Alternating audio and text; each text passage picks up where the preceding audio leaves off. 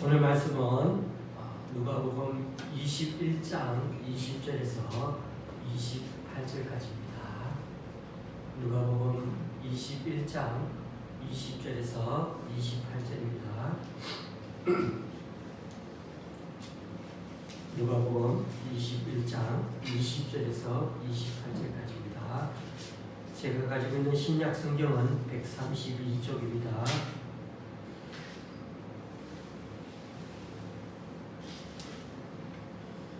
21장 20절에서 28절까지 교도가실 때 마지막 절은 같이 읽도록 하시겠습니다. 제가 먼저 읽겠습니다. 너희가 예루살렘이 군대들에게 에워싸이는 것을 보거든 그 멸망이 가까운 줄을 알라. 그때에 유대에 있는 자들은 산으로 도망갈 것이며 성내에 있는 자들은 나갈 것이며 촌에 있는 자들은 그리로 들어가지 말지어다. 이 날들은 기록된 모든 것을 이루는 징벌의 날이니라. 그날에는 아이 된 자들과 젖 먹이는 자들에게 화가 있으니 이는 땅에 큰 환난과 이 백성에게 진노가 있겠습니다. 그들이 칼날에 죽임을 당하며 모든 이방에 사로잡혀 가겠고 예루살렘은 이방인의 때가 차기까지 이방인들에게 밟히리라. 이런 시기에는 징조가 있겠고 땅에서는 민족들이 바다와 파도의 성난 소리로 인하여 혼란한 중에 곤고하리라. 사람들이 세상에 임할 일을 생각하고 무서워함으로 기절하리니 이는 하늘의 권능들이 흔들리겠습니다. 그때에 사람들이 인자가 구름을 타고 능력과 큰 영광으로 오는 것을 보리라. 이런 일이 되기를 시작하거든 일어나 머리를 들라 너희 소명이 가까우느니라 하시더라. 아멘. 어제 큐티 말씀에 예수님께서 제자들에게 예루살렘의 멸망과 성전 파괴, 종말에 있을 일들에 대해 계속해서 말씀해 주고 계십니다. 어제 본문에서 사람들이 40년 동안 계속 지어지고 있던 성전을 보고 앞으로도 오랜 시간 동안 지어질 그 성전의 화려함에 제자들이 막 넋을 잃고 있을 때 예수님께서는 저 성전은 돌 하나도 돌 위에 남지 않고 다 무너져 버릴 거라고 말씀하셨죠. 오늘 말씀 20절에 주님 말씀은 1차적으로는 서기 70년에 예루살렘 성전이 진짜 무너질 때 그 상황에 대한 예언의 말씀입니다. 당시 상황을 조금 말씀드려보면요. 역사적으로 빌라도 총독 이후에 온 여러 이스라엘에 온 총독들이 제대로 이스라엘 백성들을 정의롭게 다스리지를 못했습니다. 그래서 이스라엘 백성들의 불만이 점점 더 커졌죠. 급기야 66년경에는 전국적인 반란이 일어나게 되었습니다. 그래서 AD 67년에 그 다음에죠. 네로 황제는 이스라엘의 반란자들을 진압하기 위해서 베스파시아누스라는 그 장군을 이스라엘에 보냅니다. 하지만 이스라엘 백성들이 워낙 강경하게 강렬하게 저항했고 예루살렘 우리 성을 저도 가보지는 않지만 예루살렘 성을 가면 예루살렘 자체가 산기슭에 그렇게 있다 보니까 너무 험하게 산기슭에 걸쳐 있어서 그 누구도 쉽게 아무리 큰 군대가 와도 예루살렘을 정복하기가 쉽지가 않았습니다. 그래서 로마군은 예루살렘 성을 포위해서 오랫동안 싸움을 끌었죠. 그래서 성내 사람들을 어떻게 전쟁에서 이기는 게 아니라 굶겨서 아사 작전을 썼습니다. 그래서 결국은 그 예루살렘 성을 정복했는데 함락시켰는데 그 베스파시아누스 장군이 아니라 그 이후에 티투스 장군이 와가지고 그렇게 성을 함락시켰습니다. 그때가 70년입니다.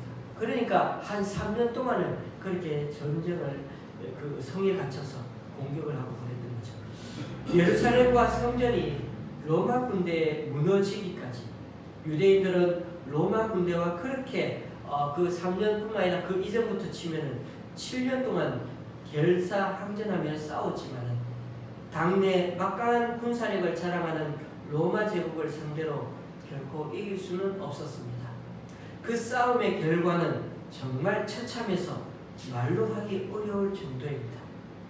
예루살렘과 성전이 멸망되기 직전에 그 마지막 몇 달 동안에 유대인들이 얼마나 죽었냐면 110만 명이나 되는 사람들이 어마어마한 숫자가 죽임을 당했습니다. 죽은 사람 숫자가 110만 명. 상상이 안 됩니다. 로마 군대가 예루살렘 도시를 완전히 포위하면서 수많은 어린아이와 부녀자들 다 싸그리 죽였기 때문입니다.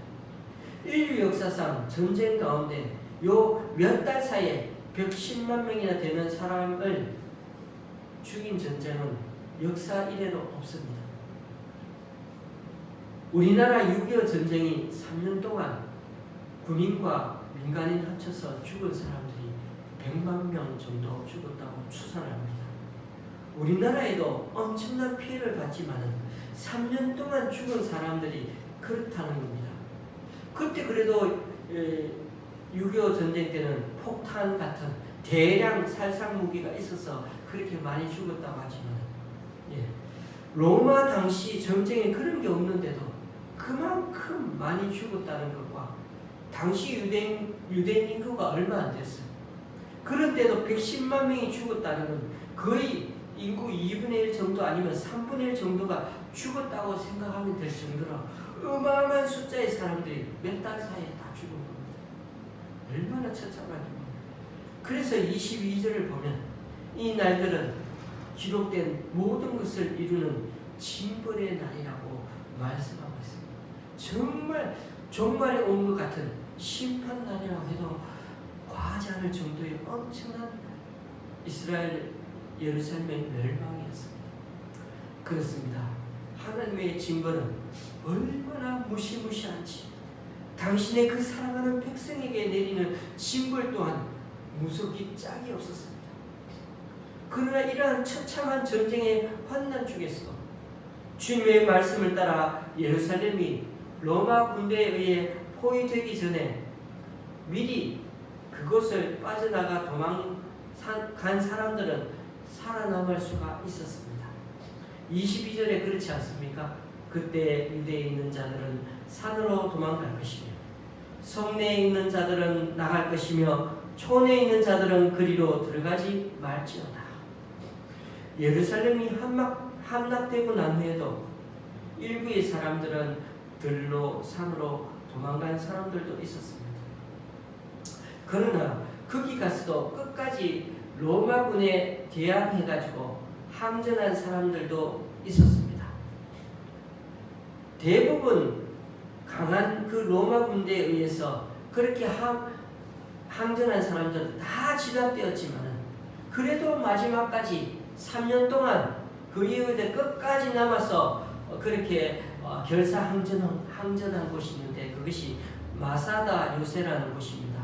이곳에 이렇게 우리가 뭐라 그러죠? 그 순례 이스라엘의 순례 여행을 가면 꼭 이곳에 많이들 가십니다. 여기는 그냥 올라갈 수가 없습니다. 뭐 케이블카나 뭐 이런 걸 해가지고 올라가야 되는데 왜냐하면 산이 한 해발 400m 정도 되는 고원에다가 이 아주 마사다 요새라는 것을 해놨습니다. 그러니까 뭐 완전 산 자체가 완전 그 어떻게 됩니까? 그 이렇게 헤롯 대왕이 서쪽에다가 이스라엘 서쪽에다가 세운 성이었는데 절벽에다가 3층 높이로 견고하게 지어 놓았기 때문에 그래서 아래에서 거의 공격하기가 너무 불가능한 곳이었습니다. 그래서 이 로마 10군단이 제10군단이 공격할 때 어떻게 했냐면 이 공성루라 그래야 되네요. 엄청난 돌들을 그렇게 막 쏘아가지고 올려가 막 공격해가지고 그렇게 무너뜨리기 시작하는 엄청난 그런 공격이 불가능한 곳이었습니다. 그래서 그곳에 피했던 사람들은 3년을 버티기는 했지만은 그래도 거기에서도 항전에 마침표를 찍어야 했습니다. 그때부터 유대인들은 그때 망한 이후부터 AD 70년부터 근 2000년은 정확하게 얘기하면 1948년이 되었어야 우리나라가 1945년이 되어서 해방됐죠. 근데 이스라엘은 1948년 3년 뒤에 다시 새로운 나라를 세워서 지금의 이스라엘이 세워졌습니다. 무려 1875년 동안 나라 없는 백성으로 전 세계를 떠돌아다니며 방황하며 살았던 곳이 이스라엘입니다. 이스라엘 백성들이 겪은 고난에 대해서 말씀하고 계시던 이 예수님께서는 이런 말씀을 오늘 23절에 덧붙이고 계십니다. 그날에는 아이 뵌 자들과 젖먹이는 자들에게 화가 있으리니 이는 땅에 큰 환난과 이 백성에게 진노가 있겠음이로다. 이 말씀은 임신을 하는 것과 출산하는 것이 잘못된 일이기 때문에 그 사람들은 화를 면치 못할 거다 이런 의미가 아닙니다. 하나님의 진노가 로마 군인을 통해서 모든 백성에게 동일하게 임하는데 그래서 그 화를 면하고 싶으면은 산으로 도망가고 집으로 돌아오지 말라고 하셨습니다. 그렇게 피난을 가야 하는 상황에서 가장 뒤도 돌아보지 않고 도망가도 살을까 말까 하는 이때 가장 불리한 사람 중에 한 부류가 바로 임신한 여인들과 젖먹이를 가진 여인들이었습니다. 빨리 도망을 가야 조금이라도 화를 덜 당할 텐데 이런 노약자들이 제일 힘들었을 것입니다. 그래서 이 구절은 징계의 말씀이 아니라 따뜻한 배려의 주님의 말씀입니다. 한번 생각해 보십시오. 창세기 때부터 한번 생각해 보시면 아담과 하와가 비록 죄를 지어서 징계를 받고 할지라도 하나님 어떻게 해요? 그냥 내치지 않으셨죠. 거친 세상에 살아남도록 가죽옷을 입혀 보내지 않으셨습니까? 가인이 자기 동생도 죽이고 하나님께 화도 내면서 호로 자식 같은 짓을 했지만은 그래도 가인의 생명의 안전을 위해서 하나님은 가인의 표를 주지 않으셨습니다. 그런 면에서 우리 하나님은 그냥 모두 내버려 평개쳐 버리신 게 아니라 늘 경고와 더불어서 피할 길도 내주시는 따뜻한 하나님이셨습니다. 항상 그냥 막 몽둥이 두드려 펴시는 게 아니라 때리 편다고 말씀하시는 경고도 주시고 그리고 피할 길도 내주시는 따뜻한 그런 하나님이십니다. 하나님의 이런 행동들을 보면 징계가 아무리 매서워도 하나님은 당신의 자녀를 여전히 사랑하고 계시는 분입니다. 이스라엘 백성들을 그렇게 AD 70년 멸망시켜도 1785년에 지나도 하나님 여전히 이스라엘을 우리 이 땅에 있는 모든 사람들을 사랑하듯이 주님은 포기하지 않으시고 그 이스라엘 백성들을 구원의 뜻을 지금도 여전히 가지고 계시고 그 일들을 행하고 계시는 것입니다.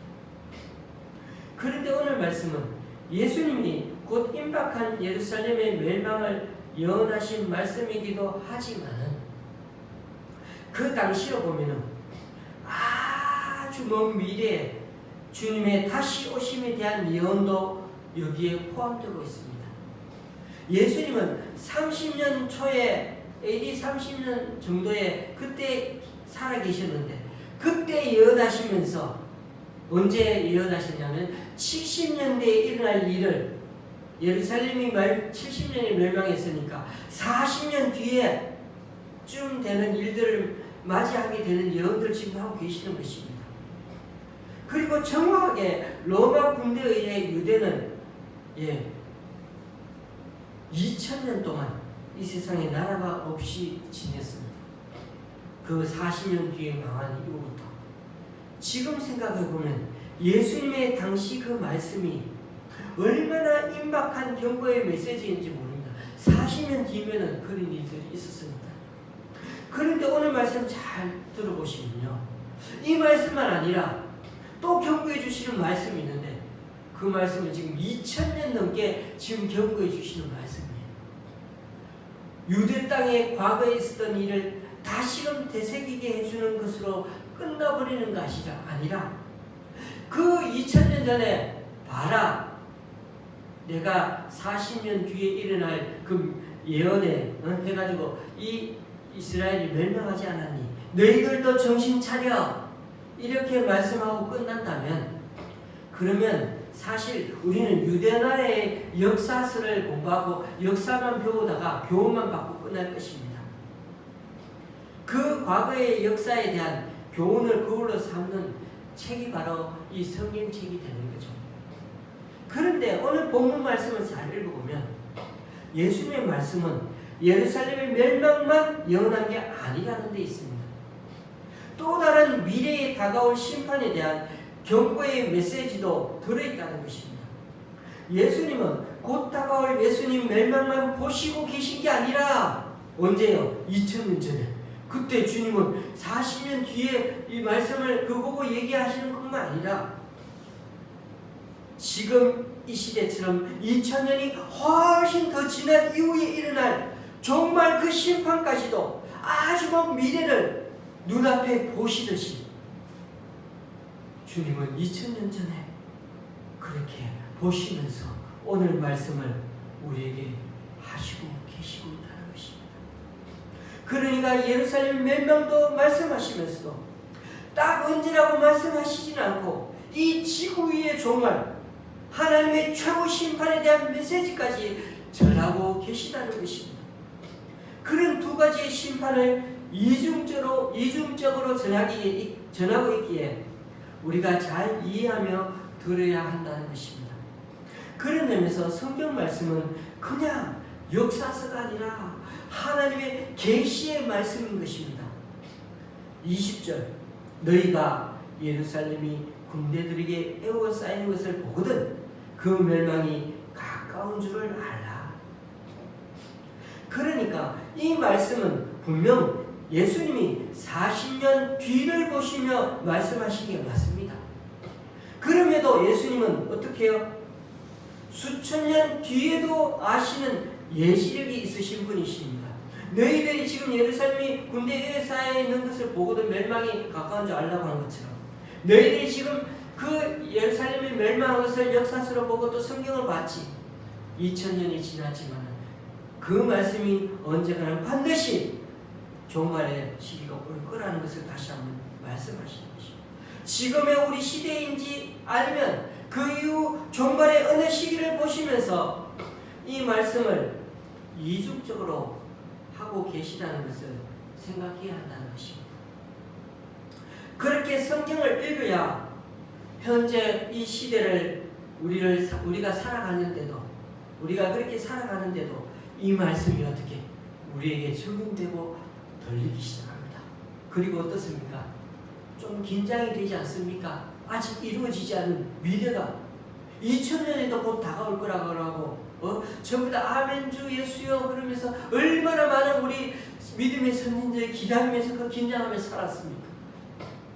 그런데 2000년이 지났는데 우리는 얼마나 더 가까이 왔겠습니까? 아직도 하나님의 그 무서운 심판이 여전히 남아있으니까요. 여러분, 제가 조금 전에 얼마나 그 예루살렘 성의 심판이 얼마나 무서웠는지를 말씀드렸죠. 110만 명이 죽었다니까요. 몇 달 사이에. 여러분, 이 본문을 예루살렘 과거 역사 말고 미래에 다가올 어느 시점의 그 어느 날 지옥 같은 심판 장면을 상상하며 읽어본다면 그 과거에 예루살렘에 당했던 그 처참한 하나님의 징벌이 오늘날 우리에게도 언제 어느 때 일어날지 우리는 알 수가 없기 때문에 그것 또한 한편으로 끔찍하게 여겨지지 않습니까? 무방비로 있는 사람들이 그 아이벤 자들과 젖먹이는 자들에게 화가 닫힐 것이라. 이처럼 미래가 창창하다고 생각되는 이들의 미래가 순식간에 없어지는 날이 그날이 바로 종말일 것입니다. 백성들은 칼날에 죽임을 당하고 이방인에게 사로잡혀가고 밟혀버릴 것이라고 말씀하고 있지 않습니까? 이제까지의 삶이 한순간에 죽음, 사로잡힘, 밟힘으로 사라져버리는 날이 바로 종말이 우리들의 종말이 될 것이라는 것입니다. 2000년 전 이탈리아의 아주 번창한 도시 중 하나가 폼페이라는 곳이 있었습니다. 그런데 그 도시 근처에 베수비오 화산이라는 것이 있었습니다. 그런데 그 베수비오 화산이 어느 날 갑자기 폭발했습니다.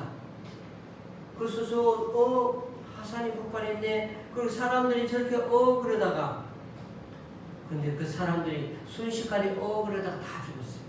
밥 먹다가 죽고 누워있다가 죽고 뭐 하다가 죽고 그런 사람들이 너무나 많았어요. 그런 몸물이 다 이렇게 화산재가 화석되어 가지고 그런 것을 지금 유적에서 발견하고 있습니다. 아니 놀라운 일이 의문입니다. 왜 저렇게 화산에 순식간에 사람들이 도망도 못 가고 도시 전체가 화석처럼 남아있지? 그래서 학자들이 연구했습니다. 화산에서 뿜어나오는 가스가 너무 독해서 화산 폭발하고 15분 만에 다 그 독가스에 질식해서 죽어요. 그러니까 그러다가 다른 게 죽을 것이 아니라 용암이 오는 그거 바라고 있는 거 그거 피하고 이런 것이 아니라 가스가 내려와가지고 15분 만에 다 죽었답니다. 이런 자연재해가 한번 닥치면은 그 누구도 못 막습니다. 그래서 뒤를 돌아볼지도 못하고 도망가라고 그러니까 뒤도 돌아보지 못하고 주님께서 어떻게 도망가라고 하시는 우리 주님의 말씀은 어떻게 보면 정말 끔찍한 미래에 대해 우리가 준비해야 되는 그리고 또 긴장감을 가지고 살라고 하시는 참된 하나님의 말씀이 아닐 수 없습니다. 예수님은 예루살렘에 임할 그 이와 같은 날을 징벌의 날이라고 했죠. 그리고 이 징벌과 환난과 멸망은 예루살렘을 넘어 온 세상으로 언젠가나 퍼져서 나타나게 될 것입니다. 이처럼 앞으로 일어날 일들은 큰 대혼란에 빠지고 보십시오. 전염병 우리 지금 약하다고 하는 이 코로나 팬데믹에 빠지니까 어떻습니까? 무서워 기절할 정도로 감당할 수 없는 때가 올 것이라고 합니다. 우리는 이 심판날이 있다는 것을 그래서 항상 이런 코로나를 생각할 때마다 언제 올지 우리는 모르지만 어떻게 해야 되겠습니까? 절대 잊지 말아야 합니다. 그때마다 우리는 기억해야 됩니다. 신앙의 경각심을 가질 수 있어야 됩니다. 신앙에 긴장감이 없으면 세상에 눌러앉는 마음으로 우리는 변해버리고 살아가게 될 것입니다. 덩따뜻하고 그렇게 살아가면 우리는 이미 끝나는 것입니다. 그런데 이런 징벌과 동시에 심한 사건도 일어난다는 사실을 또한 잊지 말아야 합니다. 인자가 구름을 타고 능력과 큰 영광으로 오신다는 그 말입니다. 이런 장면을 연상해 봅니다. 끔찍한 심판의 날도 연상해야 되지만은 그 주님이 구름 타고 오실 날을 한번 상상해 보십시오. 종말은 어떤 이에게는 징벌의 날이 되겠지만 어떤 이에게는 그렇게 사모하고 따라가고자 했던 그 예수님을 만나게 되는 참으로 감격적인 날이기도 하게 될 것입니다. 종말의 때에 감격하는 그 사람이야말로 바로 그리스도인이지 않겠습니까? 에이! 주님 여기서 재미있게 살고 있는데 조금만 늦게 오시지. 조금만 늦게 오시지. 제가 젊잖아요. 아마 젊은이들은 이런 말 할지 몰라도 주님 오시는 게 우리의 진정한 소망이 될 수 있기를 바랍니다. 그렇습니다. 예수님을 믿는다는 것은 우리에게 종말이 있음을 믿는 것과 같습니다. 우리가 여기서 천년만년 살 것이 지금 편안하게 살 것처럼 그렇게 편안하게 살고 있어도 지금 오늘을 내 마음대로 살아가는 것이 아니지 않습니까? 때에 관한 권한은 오직 하나님께 있음을 믿고 비록 오늘이 내 인생의 마지막 날이 되더라도 부끄럽지 않을 이 하루를 살아가는 게 바로 우리 그리스도인의 삶이 되어야 한다는 것입니다. 그런 점에서 너무 멀리 미래를 바라보고 아등바등하면서 이 세상에서 내 것 너무 철저하게 챙기며 살 필요가 없다는 것입니다. 좀 양보도 하고요. 좀 베풀기도 하고요. 물론 어느 정도 재산도 필요하고 자녀 교육도 열심히 해야 하고 준비도 해야 되겠죠. 하지만 악착같이 돈 벌려고 치열하게 경쟁해서 남의 행복까지 침해하면서까지 재산을 축적하는 것은, 그런 모습은 욕망에 사로잡힌 스크루지 영감 같은 사람의 모습일 뿐입니다.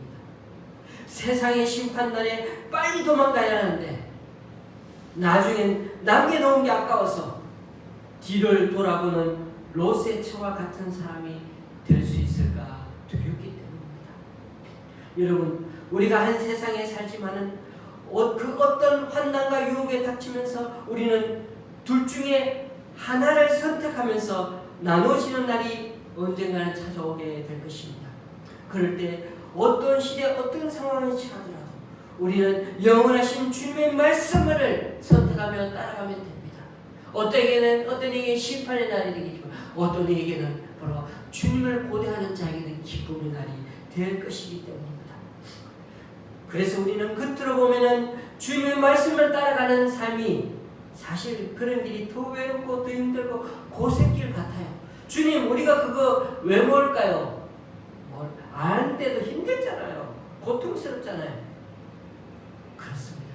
그렇지만 그 길이야말로 영원한 길로 가는 지름길이요, 또한 유일한 길이라는 사실을 잊지 말아야 합니다. 오늘 말씀은 예루살렘의 멸망에 대해 말씀하시는 예수님께서 또 다른 심판의 종말에 대해 말씀하고 계시다는 사실을 말씀드렸죠. 성경의 예언의 말씀은 이처럼 이중적인 구조로 우리에게 말씀이 주어지는 때가 참 많습니다. 1차적으로는 그 시대 사람들을 위한 예언의 말씀이요, 그렇게 또 들려주시는 하나님의 엄중한 말씀이지만 시간대를 완전히 초월하여 2000년이라는 그 어마어마한 세월을 가뿐히 넘어 지나갔는데도 그 당시 예수님께서 공기를 가르며 공기 속에 진동을 일으켜 말씀하셨던 그 예수님, 말씀하신 그 예수님의 말씀이 소리로 변하여 주변 사람들 귀에 들려졌는데, 신기하게도 그 말씀이 어떻게 지금 우리가 이 말씀 성경에서 눈으로 보고 있습니다. 그리고 우리 마음의 귀에 들려오고 있습니다. 심지어 우리 가슴을 크게 후려치기까지 할 정도로 그 예수님 말씀이 살아있듯이 우리에게 지금 들리고 있지 않습니까? 2000년 전에 주님께서 말씀하셨던 그 예언의 말씀이 분명히 그때 공기를 갈라서 말씀하신 것은 끝났어야 하는데 그 말씀이 성경 말씀에 잘 기록되어 가지고 그 말씀이 우리의 눈을 읽게 하시고 그 말씀이 우리의 말씀 우리의 귀로 들려지게, 마음의 귀에 들려지게 하시고 우리의 내면을 흡입하면서 그렇게 새겨지게 하신 하나님의 말씀의 역사가 얼마나 놀랍지 않습니까? 그런 점에서 우리는 언젠가 닥치는 미래의 종말, 다른 말로는 주님의 재림의 날을 어떤 심정으로 살아가야 하겠습니까? 25절에서 27절 말씀입니다. 1월 성신에는 징조가 있겠고 땅에서는 민족들이 바다와 파도의 성난 소리로 인하여 혼란한 중에 공부하리라. 사람들이 세상에 임할 일을 생각하고 무서워함으로 기절하리니 이는 하늘의 권능들이 흔들리겠습니다. 그때 사람들이 인자가 구름을 타고 능력과 큰 영광으로 오는 것을 보리라. 당시 예수님과 함께 있던 사람들은 사실 이 말씀의 진리를 깨닫지 못했을 것입니다. 이스라엘이 비록 로마 제국의 지배를 받고 있었지만 겉으로는 왜요? 너무나 평안한 날들도 계속 살고 있었거든요. 그런데 불과 40년 뒤에 예루살렘의 저 아름다운 성전이 무너지려고 예상한 사람은 예수님 외에는 아무도 없었습니다. 그런데 세상의 종말과 더불어 주님의 다시 오심이라니요. 그러나 예수님께서는 예루살렘이 망하는 것을 보면 너희들이 이 세상이 망한다는 것을 진짜 실감하게 될 것이고 그때는 주님의 재림도 인정하게 될 거라고 말씀하십니다. 여러분, 평소에는 환난과 죽음과 같은 단어가 빨리 와닿지 않다가도 아주 친한 친구나 직장의 연배가 비슷한 동료가 갑자기 죽었다는 부고를 들으면 어떻습니까? 정말 종말이라는 말이 굉장히 가까이 있다는 것을 실감하게 될 것입니다. 그래서 진짜 지혜로운 사람은 자신이 오늘이라도 죽을 수 있다는 것을 인정하며 사는 사람입니다. 예수님께서는 우리 인생에서 이해할 수 없는 고난과 엄청난 사건이 다가올 때 우리가 가져야 할 자세에 대하여 또 이렇게 말씀해 주셨습니다. 28절 이런 일이 되기를 시작하거든 일어나 머리를 들라 너희 속량이 가까우니라 하시더라. 우리 삶의 상황이 우리를 짓누를 때 또 주위에서 엄청난 사건과 사고들이 주변에서 터지고 일어나고 할 때 주님은 뭐라고요? 머리를 들라고 하십니다. 그런 때는 사실 어떤 때입니까? 머리를 못 든 이유가 뭡니까? 너무나 절망스럽고 너무나 힘들고 좌절해야 될 때가 아니고 포기스러운 그러한 때일 때 그때 머리를 들라고 말씀하십니다. 왜요? 그것은 소망이 있다는 의미이기 때문입니다. 우리의 지나온 인생을 돌아보면 언제 주님의 속량, 주님의 건져 주심을 경험할 수가 있었습니까? 주님이 언제 우리를 건져 주셨습니까? 인생이 참 잘 나갈 때였습니까? 전도행량할 때였습니까? 하는 일마다 성공하고 가정이 아주 평안할 때였습니까? 솔직히 더 이상 내 능력과 지혜로는 머리를 들 수 없다고 생각했을 때 주님께서 우리의 머리를 손으로 잡으시고 얼굴을 들게 하셔서 주님의 눈과 우리의 눈을 맞춰주시지 않으셨습니다. 바로 우리가 좌절스럽고 힘들고 어려울 때 주님께서 우리를 머리를 들어주시고 우리를 안아주시고 우리를 붙들어 주셨던 그 날들이 있지 않았냐는 것입니다. 말씀을 맺습니다. 세상의 종말뿐만 아니라 우리 모든 사람도 그 인생의 끝이 다 있습니다. 만약 우리 자신이 이 세상에 없는 사람이라면 지구와 이 세상의 종말은 우리에게 그다지 아무 큰 의미가 없습니다. 종말이 언제 될지 그건 나하고 관계가 없으니까.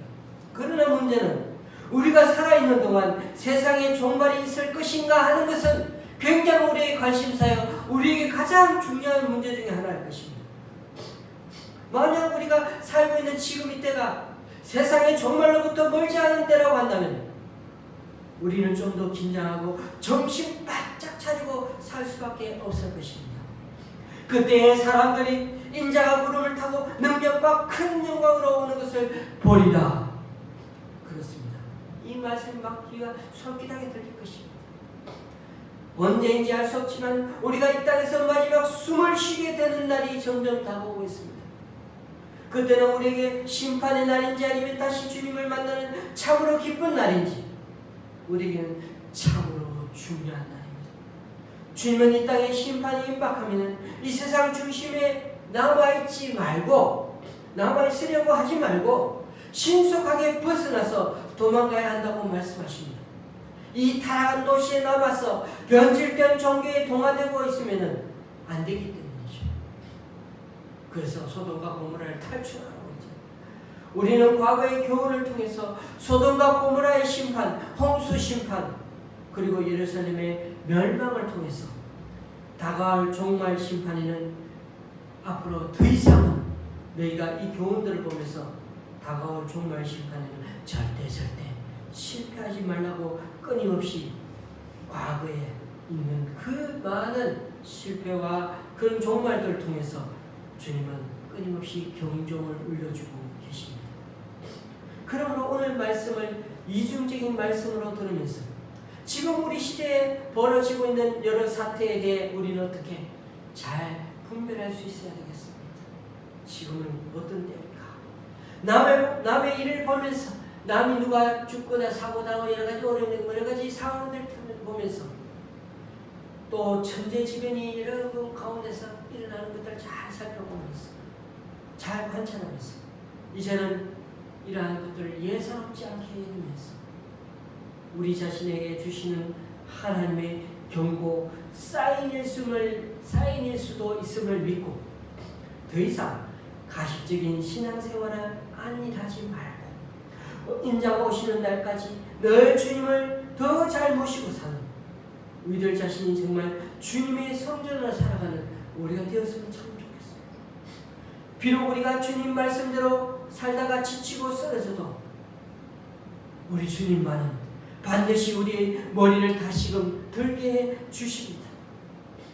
늘 지치고 힘들어도 우리의 머리를 들어서 눈을 다시금 눈높이에 맞춰 주시면서 우리를 격려해 주시고 힘주시고 일어나 걸으라고 등을 주시고 안아주시면서 능력 주시는 그 주님이 우리 하나님이 되심을 우리 주님이 되심을 믿고 정말 끝까지 우리가 마지막 종말이 언제일지 개인의 종말이 올지 아니면 정말 우리 살아있는 동안 주님 종말이 올지 몰라도 끝까지 주님을 두고 살아가는 우리 각자가 될 수 있기를 주님의 이름으로 간절히 축원합니다. 기도하시겠습니다. 하나님 아버지, 예수님께서는 이스라엘 백성 중에 그 누구도 예루살렘과 성전의 무너짐에 대해서 생각하지 못하고 있을 때 그들의 미래를 보시며 안타까워하시고 종말을 대비하는 삶을 살라고 말씀해 주셨습니다. 이스라엘 백성이 단 한 번도 힘이 모자라서 다른 나라의 노예가 되거나 멸망당한 것이 아니라 언제나 하나님을 바르게 섬기지 않음과 우상 숭배의 결과로 그런 국난을 맞았으면 우리는 다시 한번 이 역사의 교훈을 통해서 하나님의 말씀을 통해서 겸허히 배우는 우리들이 되게 하여 주시옵소서. 하나님, 우리가 평생 쌓아온 삶의 성과 우리의 인생 성전도 언젠가는 무너질 때가 있음을 다시 한번 기억하게 하여 주시옵소서.